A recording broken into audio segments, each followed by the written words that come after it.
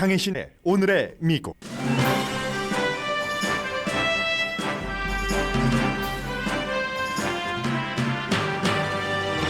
케탄지 브라운 잭슨 연방 대법관 지명자 청문회 이틀째입니다. 지명자는 현재 9명의 연방 대법관들이 부자와 힘 있는 사람을 대변했던 과거와 달리 가난한 사람을 대변하는 관선 변호사를 한 이력이 있습니다. 당시의 경험을 사법 시스템의 불공평함에 관한 글에서 지적하기도 했습니다. 우크라이나 수도 키이브 지키기는 우크라이나군이 일부 지역을 탈환하면서 버티기를 하고 있습니다. 거의 폐허가 된 마리우폴에서는 마지막 외국인 취재 기자 2명이 자신들을 찾아다니는 러시아군에 쫓겨 결국 도시를 탈출했습니다. 젤렌스키 대통령은 나토는 러시아가 무서워서 우크라이나를 나토에 가입시키지 않으니 나토 가입 이외에 우크라이나 안보가 보장되는 방법에 대해 협상하자고 푸틴에게 거듭 제안했습니다. 바이든 대통령은 스스로 코너에 몰아넣은 푸틴이 화학 무기를 사용하고 미국의 기간 산업을 해킹할 징후가 농후하다고 경고합니다. 파이낸셜 타임스가 푸틴의 전쟁 종말 시리즈를 보도했습니다. 시리즈가 아니라 시나리오입니다. 제롬 파월 연준 의장이 경제 기류가 바뀌지 않았는데 닷새 만에 아주 강한 발언을 했습니다. 코비드 감염자는 후천성 당뇨에 걸릴 확률이 아주 높다는 연구 결과가 나왔습니다. 여러분 안녕하십니까? 오늘의 미국 강희신입니다. 먼저 헤드라인을 읽어드릴 때 이 휴대폰과 컴퓨터가 연결이 돼서 소리가 났던 점 죄송합니다. 휴대폰은 껐는데 소리를 무음으로 해놨는데 제가 컴퓨터의 소리를 이 무음으로 해놓는 것을 깜빡 잊어서 그렇게 됐습니다. 이제부터는 그렇지 않을 것이니까 죄송하다고 사과 말씀드립니다. 한번 잘못되고 나니까 헤드라인을 읽는데 발음이 제대로 안 됐습니다. 네, 미국에서 연방 대법원이 만들어진 게 233년 됐습니다. 아마 여러분들께서 텔레비전만 켜면 특히 케이블 텔레비전의 경우는 어제도 그랬고 오늘, 내일, 모레, 이번 주 내내 한 청문회만 하루 종일 생중계할 겁니다. 아주 중요한 이슈이기도 하고 그래서 이제 이번에 미국의 연방 그 대법원이라는 게 그 9명 대법관들이 대법원장을 포함을 해서 종신제이고 그리고 모든 문제들이 여기서 안 풀리고 저기서 하급법원, 항소법원 또 뭐 주대법원 등등해서 안 풀리면은 가는 곳이 연방 대법원 9명의 손에 달려 있기 때문에 아주 젊습니다. 51살의 흑인 여성이 지금 연방 그 대법관에 지명이 됐기 때문에 그리고 거의 인준받을 게 확실합니다. 그렇게 되는 경우 여러분과 제가 그 살아생전에 저분과 거의 같이 그 연방 대법원을 지켜봐야지 되는데 어떻게 변할까? 변하는 부분도 있고 변하지 않는 부분도 있습니다. 그것은 곧 미국의 얼굴을 얘기를 합니다. 그리고 왜 지금까지는 그럼 그 바이든 대통령이 한 것처럼 어떤 관선 변호사, 국선 변호사 출신의 연방 대법관 지명자를 내지 못했는가 이런 것도 이제 미국이 변했기 때문에 일어나는 거고요. 어제 이어서 오늘 이제 본격적으로 22명의 연방 상원 법사위원회 위원들 앞에서 질문을 받고 본인의 얘기에 대해서 답변을 하는데 너무나 중요한 것이기 때문에 생중계를 하지만 사실은 지금까지 뭐 판사 경력이 한 뭐 10년 되고 관선 변호사 경력이 2년 반 정도 되고 이런 가운데서 본인의 그 드러날 만한 시각은 다 드러났습니다. 지금부터는 알 수 없는 일이고요.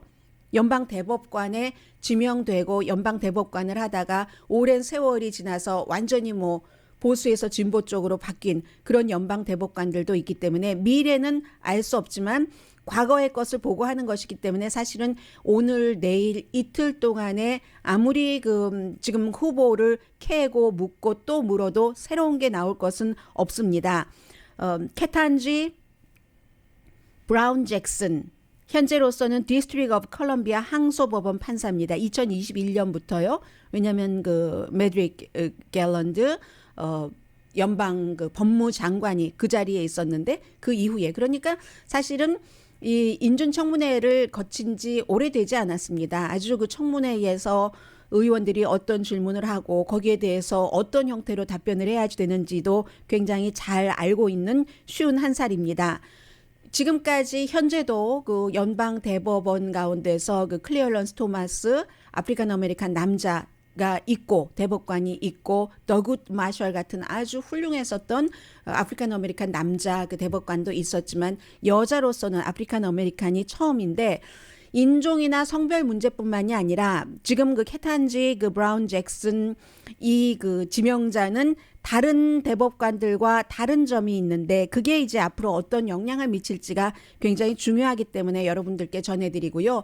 사실은 최근에 몇 년 사이에 트럼프 전 대통령 들어와서 무슨 뭐 케빈 브렉 캐버나우라든가 에이미 코니 베렛이라든가 이런 사람들 청문회 할 때는 완전히 세계가 들썩였습니다. 그만큼은 안 됩니다. 왜냐하면 그만큼 대단한 논란이 있는 이슈를 갖고 있는 지명자가 아닙니다. 브렉 캐버나우처럼 아주 그 부잣집 아들로 태어나서 부잣집 학생들이 다니는 사립학교에서 남학생들이 다 뭐 그랬던 것처럼 뭐 파티를 즐기고 그러면서 뭐 여학생들을 어떻게 하고 뭐 이런 그 논란의 이슈 그리고 그 에이미 코니 베럿은 40대 초반의 젊은 사람인데도 본인도 아이들도 많고 입양한 아이도 여러 명이고 낙태에 철저하게 반대하고 너무나도 보수적인 시각을 갖고 있기 때문에 주목을 했는데 케탄지 브라운 잭슨 그 지명자의 경우는 아프리칸 아메리칸 여성이라는 바이든 대통령이 당선되는데 아프리칸 아메리칸 표를 많이 받았고 공약을 했었고 그 공약을 이행하는 과정입니다. 최근에 수십 년 동안 미국의 최종적인 것을 결정하는 연방 그 대법관 자리 카테고리가 3가지가 있습니다. 어떤 이력을 갖고 있는 사람들이냐면 기업 변호사, 기업의 뭐 여러 가지를 변호하는 변호사, 아니면 검사 출신, 3번째가 정치, 그러니까 뭐 백악관에서 일을 했다던가 의회에서 일을 했다던가 법적인 백그라운드를 가지고 있으면서 그런 사람들이었습니다. 그리고 대체로 하나 이상 하죠. 뭐 2가지 정도 겹치는 경우가 많은데 지금 연방 대법원의 7명이 기업을 위해서 변호사를 했었던 그런 사람입니다. 사무엘 얼리토와 지금 은퇴하는 그 스티븐 브레이어 대법관 빼고는 나머지 전부 기업을 위해서 일했습니다. 그리고 7명은 9명 가운데 7명이 백악관이나 내각에서 어떤 장관실에서 일을 했었던 사람입니다. 에이미 코니 베럿과 소니어 소토마요르 대법관 빼고 나머지는 그리고 5명은 검사 출신입니다. 사무엘 얼리토 그리고 스티븐 브레이어, 브렛 캐버나우, 소니아 소토마요르, 토마스, 클레런스 토마스 이렇게 5명은 검사 출신입니다. 그렇게 볼 때 이 커탄지 브라운 잭슨 지명자도 이 패턴에 맞습니다. 7년 동안을 기업 변호사를 했으니까 보스턴과 워싱턴에서 그런데 그 사무실이 에미 코니 베럿이라든가 아니면 케빈 브렉 캐버나우 같은 사람이 같이 일했었던 곳입니다. 기업 변호사를 하면서도 조금 달랐던 게 있다면 아주 너무너무 공룡과 같은 고대 공룡이래요.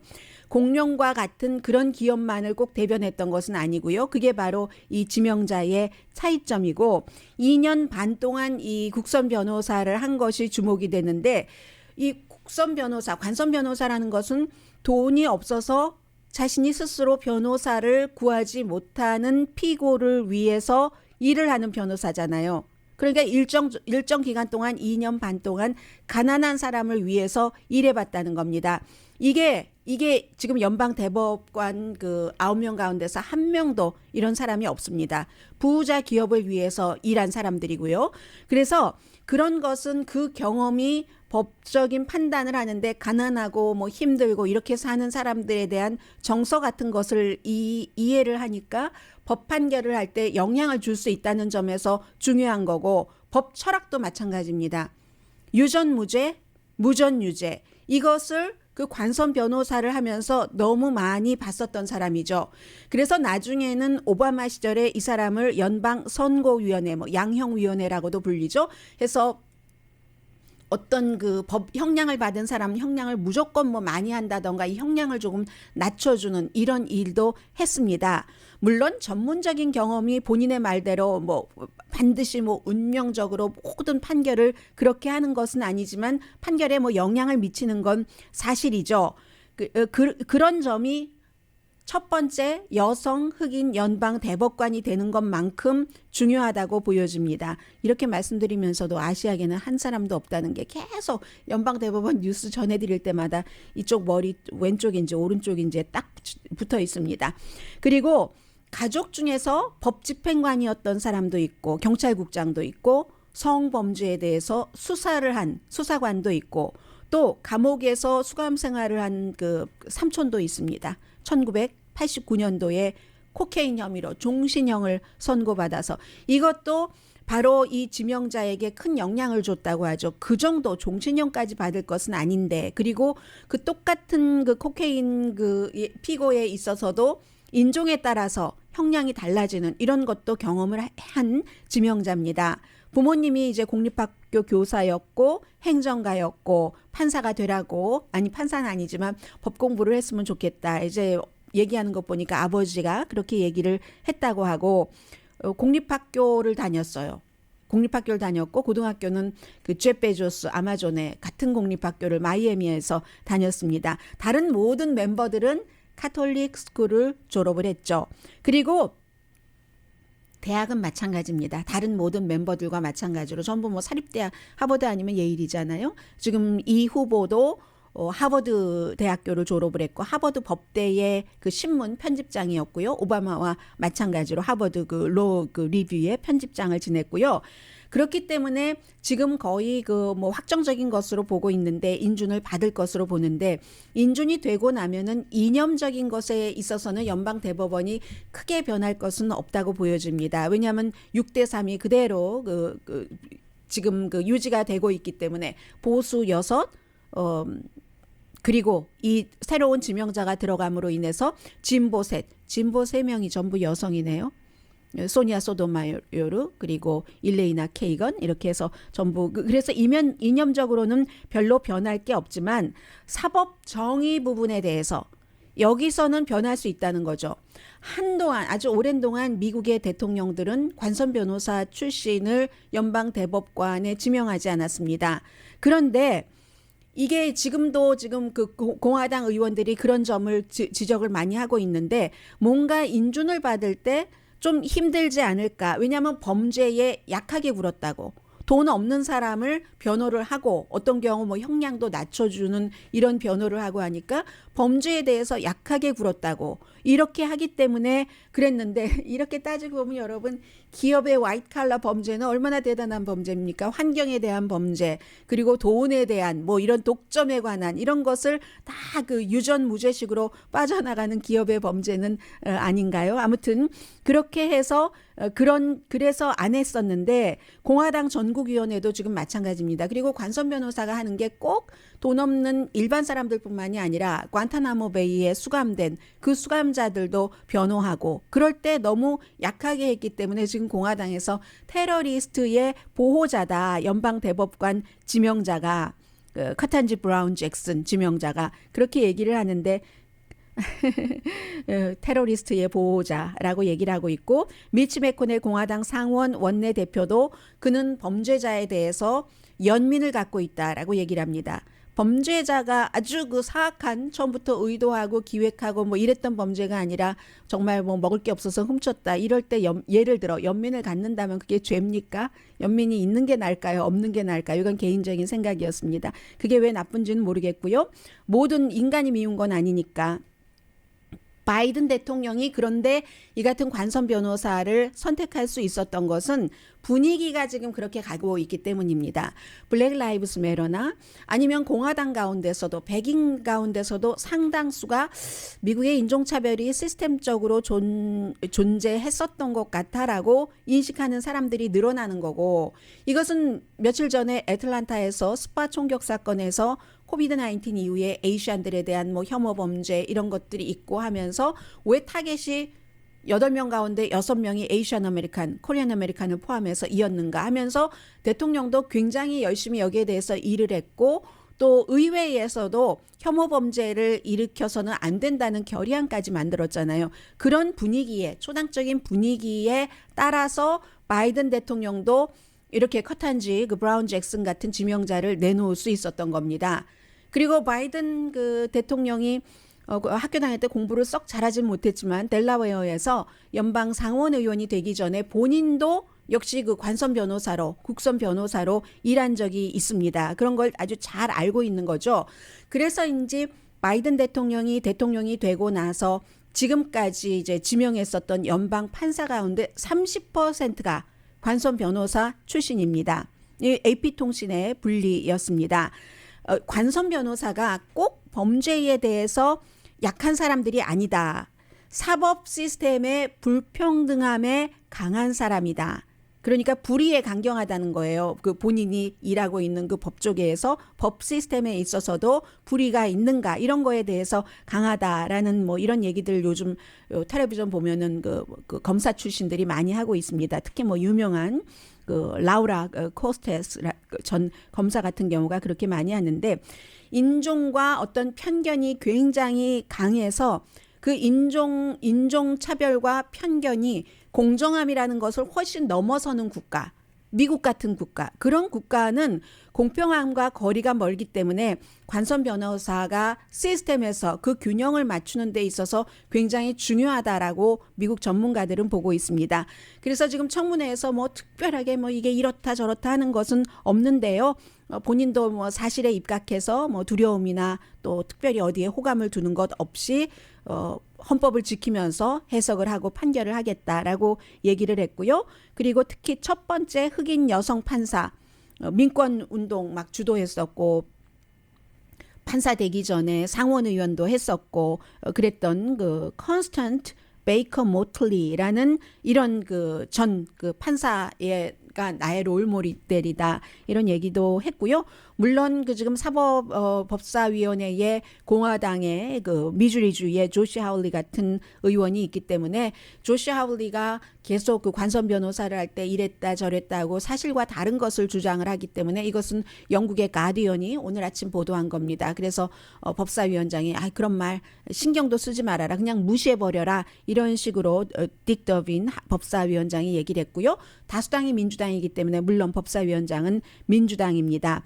어린이 그 성범죄자에 대해서 뭐 피해를 형량을 낮춰줬다든가 이런 주장인데 사실과 다르다는 거고요. 그 당시에 이 지명자뿐만이 아니라 다른 사람들도 똑같이 그 같은 그 의견을 같이 일했던 사람들이 가졌었다 하는 뭐 그런 얘기입니다.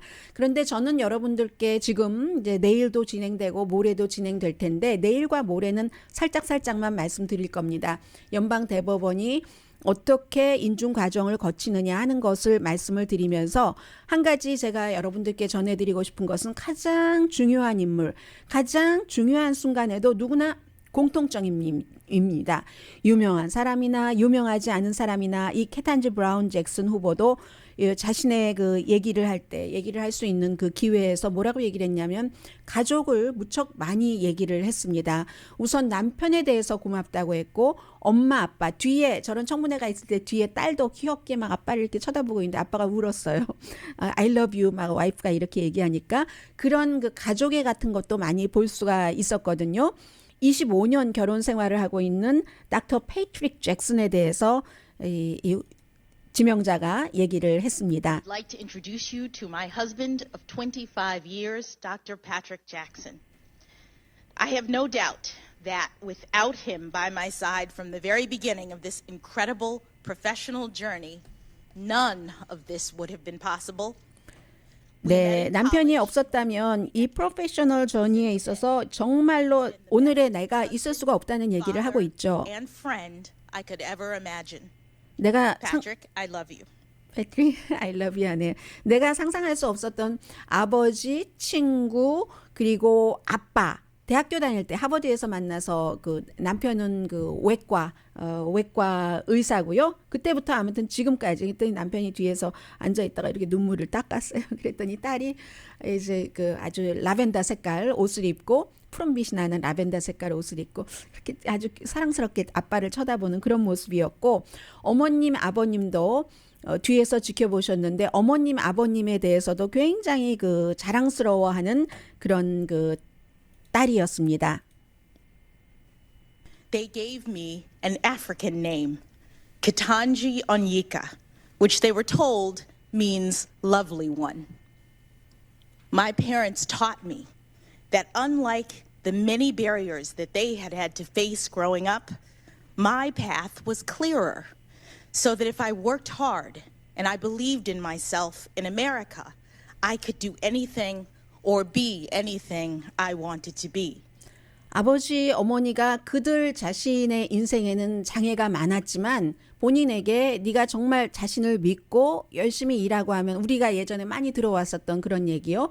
미국에서 원하는 모든 것을 할 수 있다. 이렇게 어머니 아버지가 얘기를 해줬다면서 이름을 커탄지 그 뒤에는 잘 모르겠어요. 캐치업 못했는데 커탄지 뭐라고 아프리칸 아메리칸 이름을 그 지어주셨는데 그게 lovely one이라는 이름을 갖고 있군요. 그렇게 얘기를 했고 그 뒤에 무슨 뭐 브라더 이런 사람도 얘기를 하면서 아버지 어머니에 대해서는 다시 이런 얘기도 했습니다. Like so many families in this 너무 country, 많은 그 they worked 가족들처럼 long hours and sacrificed to provide their children every opportunity to reach their God-given potential. My parents have been married for almost 54 years and they're here with me today. 네, I cannot 54년 Thank 정도를 them enough for everything they've done for me. I love you, Mom and Dad. 네, I love you, mom and dad 했을 때 mom and dad 표정이 어땠겠습니까? 54년 동안을 함께 결혼 생활을 하셨고 거의 모든 대부분의 이 땅의 그 부모님들처럼 자녀들을 위해서 희생을 굉장히 많이 하셨다고 얘기를 했죠. 그러면서 이제 뭐 그런 부분들을 얘기를 했고 저는 딸에게 하는 얘기가 인상적이었는데 딸에게 엄마가 일하는 엄마면서 또 엄마의 그 일도 갖고 있었기 때문에 완전하지 않았던 것도 인정을 하고 얘들아 하면서 쉽지 않았 너희들에게도 쉽지 않았다는 것 알아. 언제나 균형을 맞추지는 못했지만 그렇지만 아무튼 등등등 엄마가 일하는 엄마가 아이들에게 하는 얘기 있잖아요. 그래서 I love you 하면서 너희들도 정말 나보다도 더 훌륭한 인생을 살길 바래. 이 그 대단한 나라 미국에서 이렇게 커탄지 브라운 잭슨 연방 대법관 지명자가 청문회에서 한 얘기입니다.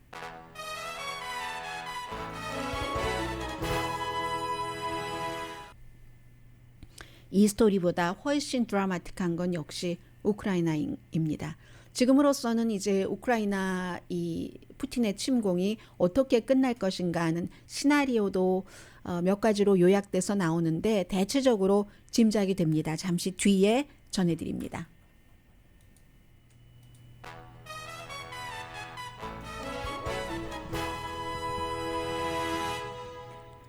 라디오 서울 방송 오늘의 미국 듣고 계십니다. 네, 지금 그 푸틴의 우크라이나 침공은 현재 푸틴에게는 정치 생명을 위한 싸움이고 우크라이나에게는 나라를 지키기 위한 싸움입니다.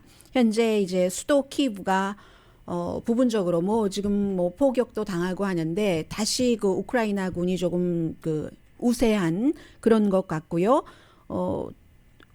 마리우폴의 경우는 크림반도와 동쪽의 돈바스라는 다 이제 이 러시아 쪽이 지배하고 있는 이쪽을 선을 이렇게 잇기 위해서는 육로로 그러면은 육로가 아니면 뭐 강을 하나를 바다를 건너고 뭐 흑해가 있고 이래야지 되니까 육로로 하려면 마리우폴이라는 그 사이에 있는 곳을 통과를 해야지 되는데 한 주민이 얘기하는 거 들어보니까 나의 도시가 굉장히 고통스럽게 죽어가고 있습니다.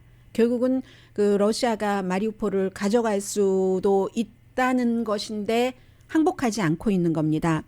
오늘 아침에 그 AP통신의 두 기자가 그 결국은 마리우폴에서 탈출했습니다. 생명의 위협을 느끼기 때문에 회사에서도 계속 거기에 있는 것을 원치 않고 우크라이나 정부에서도 그렇고 이 두 사람을 구했는데 한 분이 새벽에 쓴 글을 보니까 바탕을 까맣게 이렇게 칠해놓고 AP의 그 비디오 기자인 거예요. 이름이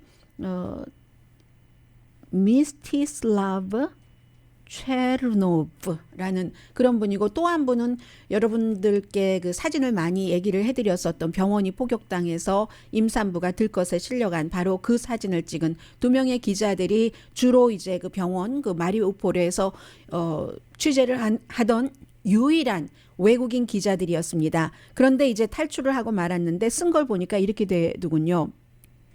20일 동안 이 시의 고뇌를 기록을 했는데 두 사람이 막 병원에서 건맨이 막 그 복도를 뒤지고 다닐 때 이 두 사람을 찾는다고 뒤지고 다닐 때 외과 의사가 하얀색 가운을 딱 주면서 입으라고 위장하는 거죠. 병원 스텝인 것처럼. 그렇게 해서 살아남았고 이제 밤새도록 이렇게 숨어 있는데 밖에서는 막 그 포격 소리도 들리고 그 총소리도 들리고 막 러시아군의 그런 소리도 들리는 거예요. 그래서 숨어 있는데 딱 군인들이 새벽에 12명의 군인들이 본인들 앞에 왔답니다. 본인들 앞에 와서 저널리스트들이 어디 있느냐고 물어본다는 거예요. 그런데 그 사람들이 파란색 완장을 차고 있으면 우크라이나라고 하거든요. 파란색을 차고 있는데도 기자들이니까 본능적으로 러시아가 우크라이나 군인 것처럼 위장한 것 아니야? 계산을 막 순간적으로 막 하다가 결국은 저널리스트 또 다른 사람들 피해 볼 수도 있잖아요. 저는 이 장면에서 내가 조선의 국모다 하고 상궁 앞에서 딱 일어난 그 여러분들 아시죠? 바로 그 조선의 과거의 그 드라마에서의 국모가 생각났는데 우리다라고 나타났습니다.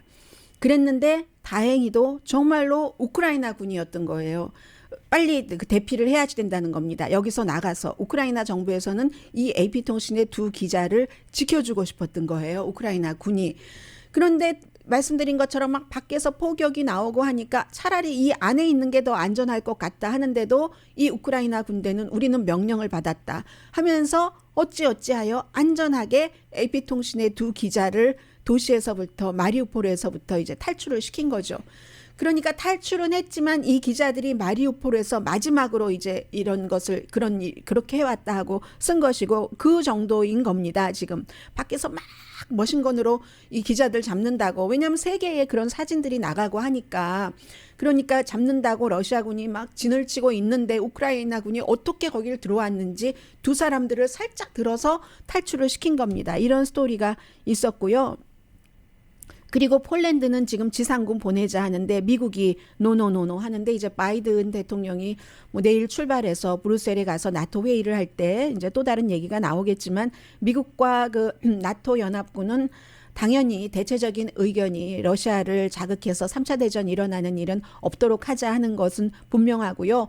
어제 바이든 대통령이 백악관에서 미국의 큰 회사들에게 경고를 했습니다. 특히 이제 기관 시설과 연관이 된 물, 뭐 전기, 러시아가 해킹을 할 수 있다는, 그리고 블라디미르 푸틴은 화학 무기, 심지어는 작은 차세대 핵무기를 쓸 가능성, 징후가 농후하다. 왜냐하면은 사람이 벽에 몰리면은 어떠한 것을 하잖아요. 이번에 바이든 대통령은 어저께 그것을 확인을 했습니다. 지난 주말에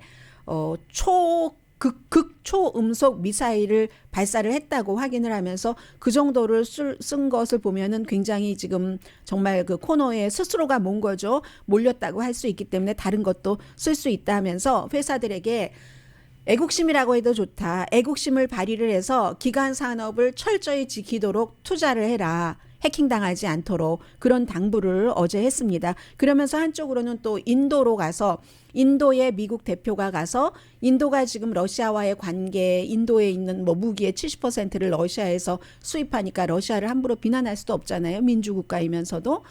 그래서 이제 인도를 설득하려고 또 갔고 설득당하기 쉽지 않지만 할 수 있는 건 지금 다 해보는 겁니다. 유럽에서는 우크라이나에서 지금 350명이 우크라이나 바깥으로 나갔잖아요. 가까운 곳이 유럽이니까 유럽으로 가죠. 해서 우리 우크라이나 난민들을 우리 하이어합니다 하고 잡 오프닝이 너무너무 많고요.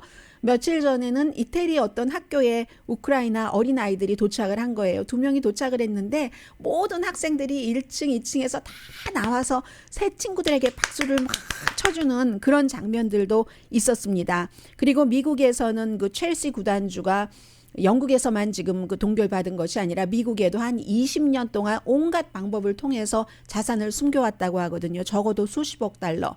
어떻게 했냐면 뭐 변호사를 활용을 하고 또 무슨 뭐 은행 네트워크 같은 것을 활용을 해서 헤지 펀드에 주로 투자를 했다는 겁니다. 그런 일이 있고 젤렌스키 대통령은 러시아와 협상하자고 또 얘기를 하고 이번에는 또 그 교황 프란치스코 교황에게도 좀 중재 좀 해주세요 해서 프란치스코 교황도 that's okay 하는데 러시아에서 이것을 받아들이지 않는 겁니다. 어제는 그 이태리 의회에서 연설을 해서 뭐 몇 번씩이나 기립박수를 받았고 그리고 이제 거기서 러시아가 무서워서 나토가 우리를 가입시키지 않는 거 그게 유일한 이유 아니냐 뭐 이런 얘기도 했고요. 2008년도에는 어제 말씀드린 것처럼 독일이 거부해서 우크라이나가 들어가지 못했습니다. 그때 기회였었죠. 미국도 강하게 지지를 했었고 그런데 독일이 러시아와 친하게 지내고 있었기 때문에 푸틴을 우리 쪽으로 이렇게 옮기게 한다고 하지만 그것은 이제 실패한 것이고요. 해서 지금 어떻게 끝날까? 어떻게 이 침공이 끝날까?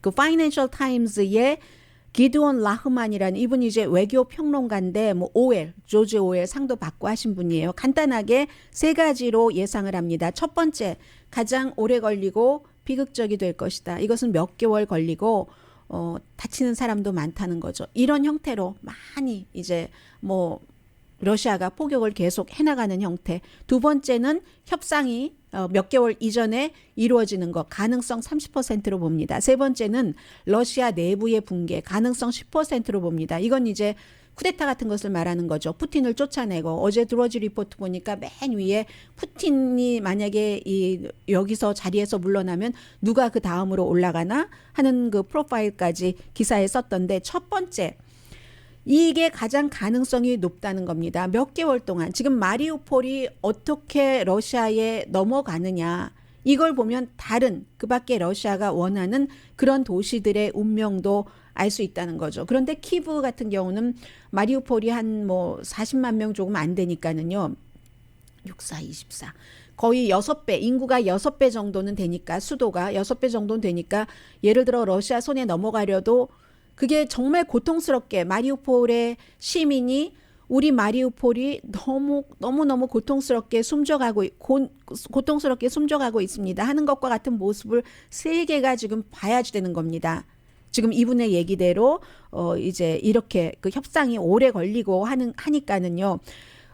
오데사 같은 경우도 지금 러시아가 거기에 그 해군기지 남서쪽에요. 해군기지를 완전히 짓고 하려면 몇 개월 걸리거든요. 그 사이에 서방 세계와 간접적으로 충돌할 가능성도 있고 두 번째의 평화협정 가능성 30%라고 보고 있는 처음부터 이 전쟁이 시작되고 나서부터 협상은 있었습니다. 협상의 그 진실성과 진지성과 그러한 것들이 문제여서 그렇지 뭐 어제도 젤렌스키는 푸틴과 우리 직접 만나자고 하지만 푸틴은 젤렌스키를 우크라이나 대통령을 아직 상대해 주지 않고 있습니다.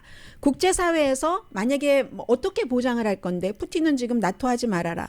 여기까지는 젤렌스키가 나토에서 안 받아주는 것 지금으로서 우크라이나 국민이 알아야지 된다. 어느 정도 알아가는 것 같아서 기쁘다라고까지도 얘기도 했고 그러면 나토에 가입은 안 돼도 우크라이나의 안보가 보장이 돼야지 되잖아요. 안보 보장이 안 되니까 이게 우크라이나로서는 문제고 러시아가 또 크림반도와 돈바스 지역도 다 독립으로 해놓으라고 하는데 그것까지 쉽지 않은 거죠. 그리고 그것까지도 약간 문을 열었어요. 문을 열었어도 계속 미국과 유럽과 젤렌스키 우크라이나 대통령은 푸틴의 말을 그렇게 한다는 말을 믿을 수 있어? 협상 중에도 계속 포격을 하잖아. 이런 얘기를 하고 있어요. 그래서 만약에 러시아에서 탄알이 떨어지고 지금 뭐 세계 다른 나라에서 막 용병 모집하고 하는데 그게 떨어지고 제재로 인해서 러시아의 물건값이 계속 올라가고 그러니까 지금 국내 단속을 많이 하는 거죠. 그리고 그 국민들에겐 그게 통합니다. 다른 시각을 접할 기회가 없기 때문에 막 성경을 막 얘기를 해요. 요한복음 15장 뭐 13절 뭐 이런 것을 얘기를 하면서 이 러시아가 우크라이나 국민들을 위해서 거기에 갔다 사랑으로 우리 러시아군이 희생을 하면서 자신의 목숨까지 내놓으면서 갔다 막 이렇게 얘기하면 러시아 사람들이 또 막 와 하고 믿는 사람들이 굉장히 많다니까는요. 그런 단속을 하고 굉장히 강하게 벌 주고 이런 것은 하죠. 그러나 러시아도 30년 전, 40년 전 구소련이 아니기 때문에 소셜 미디어 시대에는 어떻게 해서 들어가고 하는 게 있어서 내부에서 누가 이건 안 되겠다. 다 죽겠구나 하고 뭐 예를 들어 푸틴에 대해서 어떠한 것을 한다면 근데 그런 가능성이 거의 없다는 거죠. 그러니까 이 전문가도 10%로 보는 겁니다. 원래 독재자일수록 의심이 많고 그리고 주변 사람들과 막 멀리 떨어져 있고 그렇잖아요. 기회를 잡기가 쉽지 않은 거죠. 그런 얘기. 뭐 아무리 린지 그레이엄 의원이 뭐라고 얘기를 하던 거기에 대한 찬반이 어떻든가 상관없이 푸틴은 자신이 자신 목숨을 어떻게 관리해야 되는지는 누구보다 잘 압니다. 그렇기 때문에 첫 번째가 가장 가능성이 높다는 거죠.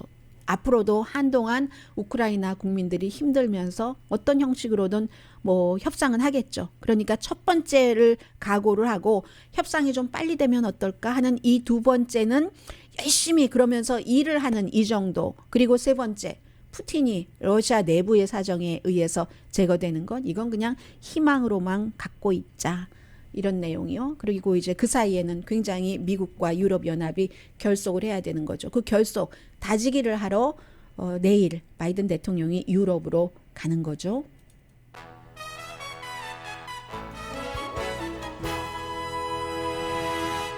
라디오 서울 방송 오늘의 미국 듣고 계십니다. 어제 이제 이자율 그 인상하고 닷새밖에 안 됐는데 그 사이에 마켓이 뭐 크게 변했다던가 오늘 지금 다우지수 굉장히 올라가고 있네요. 마켓이 크게 변했다던가 경제 상황이 바뀐 게 없는데 제롬 파웰 연준 의장이 인플레이션은 뭐 여전히 어떤 방식으로든지 내려가긴 할 것이다라고 얘기를 했지만 그렇지만 이게 또 뭐라고 할까요? 조금 강하게 그 말을 했다고 할까요? 그런 그 분위기거든요.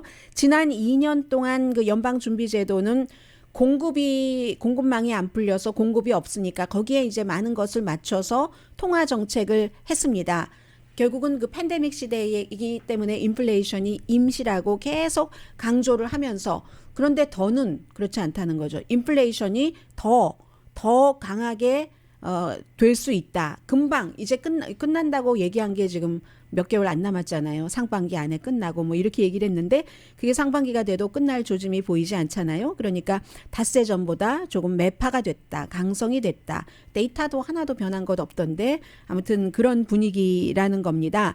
그런데 그게 이제 그 연준의 정책이기도 하고 제롬 파웰의 어떤 정책에 대해서 뭐 이름을 붙이는 것도 있는데 정책이기도 한데 딱 하나를 던져놓고 조치를 해놓고 그 조치를 하고 그 다음 조치 공개시장위원회가 5월 달이잖아요. 그 사이에 조치를 취해놓은 것에 대한 반응을 보고 그 다음에 조금 더 강하게 할 것인가 약하게 할 것인가 움직이지 않고 정지할 것인가 뭐 정중동인가 이런 것을 본다는 거죠. 시장이 이제 조정을 할 수 있도록 그런 거고요. 그래서 지금도 뭐 공급 혼란 풀리면서 몇 개월 안에 원위치로 가는 것, 인플레이션 희망을 하고 있지만 지금 8% 되는 인플레이션이 어떻게 몇 개월 만에 뭐 원위치 2% 뭐 이 정도로 가기가 힘들잖아요. 더군다나 우크라이나 전쟁이 어떻게 될지도 모르고 항상 이러한 일들은 꼭 뭐 전쟁뿐만이 아니라 다른 일이 있어도 그럴 때는 그 가격 인상이 올라가는 것이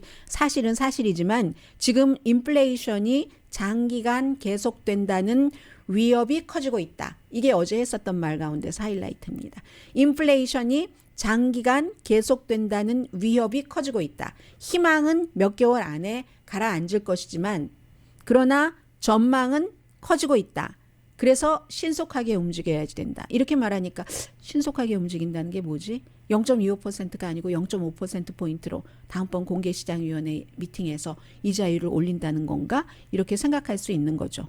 아무튼 그래서 어제 그 말은 그 말이고요. 또 코비드 감염자가 후천성 당뇨에 걸릴 확률이 높다. 이런 그 조사 연구는 여러 차례 있었었습니다. 그런데 이번에는 그 유럽의 그 의료 잡지 랜싯 그 당뇨병과 내분비 특히 거기에 특화된 그 저널에서 굉장히 많은 사람을 대상으로 쭉 조사를 했습니다. 시기는 2020년 3월 1일부터니까 처음에 시작했을 때 코비드 19 그리고 2021년 지난해 9월 30일까지니까 이게 뭐 굉장히 오랜 기간이죠. 전체적으로 18만 1000명 재향군인 환자, 그리고 전체적으로 환자는 410만 명인데 그 가운데서 18만 1000명을 보니까 코비드 19에 걸렸던 사람이 당뇨 원래 이제 보더라인에 있고 그러신 분들이 계시잖아요. 그게 이제 확 높아지더라는 겁니다. 세 부류로 나눴어요. 그러니까 당뇨에 이제 당뇨 쪽으로 가서 처방약을 받아야 되는 사람, 410만 명은 환자인데 그 감염이 안 된 사람, 첫 번째 그룹은 그러니까 감염이 된 거예요. 그리고 410만 명은 환자인데 재향군인 그런 병원에 감염이 안 된 사람, 428명은 뭐 굉장한 환자는 아니고 치료를 받았었던 적이 있는 사람. 그런데 이게 46% 더 걸린답니다. 코비드 19에 한번 걸렸던 사람은 후천성 당뇨. 그런데 이게 이제 원인과 결과를 규명하지는 못했어요. 기간도 짧고 하니까. 원인과 결과는 아니지만 연관 관계는 있다는 겁니다. 후천성 당뇨병과 이 코비드 19에 대해서 46%. 아무튼 처음으로 처방전을 받은 사람, 혈당량을 조절하기 위해서 그런 사람. 그러니까 마일드하거나 이 당뇨병, 후천성 당뇨병에 있어서 뭐 그 수치가 마일드해서 지금 여러분들 보더라인에 계세요 한 그런 사람들의 경우 증상은 없고, 그런 사람들이 이 코비드 19에 걸리면 46% 그게 올라가서 이 당뇨 그 치료 처방을 받을 확률이 있다는 겁니다. 그렇지 않은 사람보다. 아무튼 재향군인을 상대로 한 거니까 재향군인은 우선 나이가 많고, 그리고 또 뭐 남자가 많고 다수이고 절대 다수이고, 그리고 백인이 많고, 하지만 뭐 나이하고 상관없이 어쨌든 재향군인 출신의 환자들 사이에서는 이게 기본적으로 그렇게 나왔다니까, 코비드 19에 걸렸던 확률이 있으신 분들은 피검사를 해보시거나 피검사를 하셨을 때도 특히 당뇨 수치가 지난번에 내가 피검사를 했을 때와 어떻게 차이가 났는지를 한번 확인해 보시기 바랍니다.